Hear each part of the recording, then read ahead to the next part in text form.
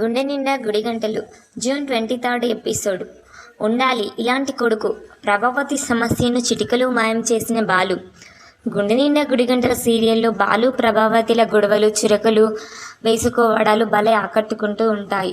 ఈ క్రమంలోనే బాలు మీనాకు మల్లెపూలు హల్వా తెచ్చి రొమాంటిక్ రాత్రిని కోరుకుంటే అది కాస్త బిస్కెట్ అయింది. వాళ్ళు పడుకున్నది హాలు కావడంతో ప్రభావతి, శృతి, మనోజ్, రోహిణి ఇలా అంతా కలిసి చెడగొట్టిన సంగతి తెలిసిందే కదా.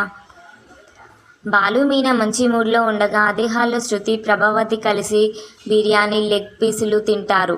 తర్వాత బాలు మీనా కోసం ప్రేమగా తెచ్చిన హల్వాను కిందికొచ్చిన మనోజ్, రోహిణిలు తినేస్తారు. ఈ క్రమంలోనే బాలు నిద్రపోయినట్లు నటిస్తూ వాళ్ళు తినేయడంతో నెత్తి నోరు బాదుకోవడం భలే కామెడీగా ఉంటుంది.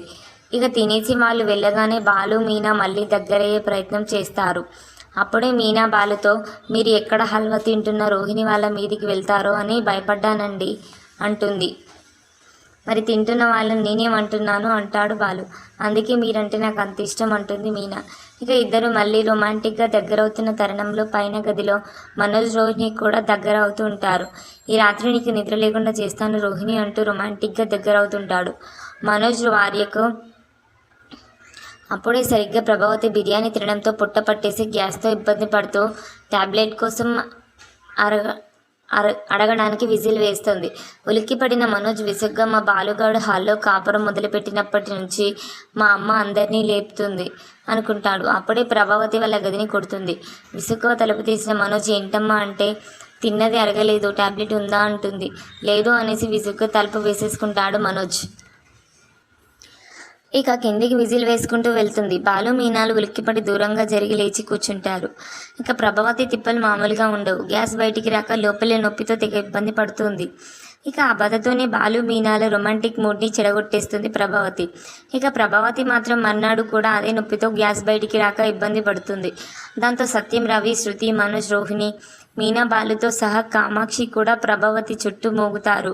ప్రభావతి ఇబ్బంది పడుతుంటే కామాక్షి వెనుక విబ్బు మీద 4 గుద్దులు గుద్ది, మా రంగాకి ఇలానే గ్యాస్ నొప్పి వస్తే నేను ఇలానే కొడతాను, తగ్గిపోతుంది అని చెప్తుంది. కానీ ప్రభావతికి కామాక్షి దెబ్బలు మరింత బాధిస్తాయి. చంపేస్తావా ఏంటి అని అరుస్తుంది. ఇక ప్రభావతి తిప్పలతో రాత్రి శృతి బిర్యానీ తెప్పించుకుందని, మనోజ్ హల్వా దొంగతనంగా తిన్నాడని ఇలా అన్ని విషయాలు బయటపడుతుంటాయి. కామెడీగా సాగే క్రమంలో ప్రభావతికి గ్యాస్ బయటికి రాకపోవడంతో ఇప్పుడే వస్తాను ఆగండి అని బాలు వంటగదిలోకి వెళ్తాడు. దాంతో ప్రభావతితో కామాక్షి, ఓ సోంపో జీలకర్ర తెస్తాడు వదిన, నువ్వు ఆగు అంటుంది.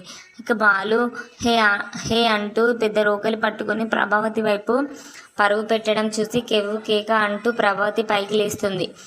కూర్చున్న సత్యం లేచి నిలబడతాడు. ప్రభావతి ఆ పరుగులో సత్యం కూర్చున్న కుర్చీలోకి ఎగిరి ఎక్కిస్తుంది.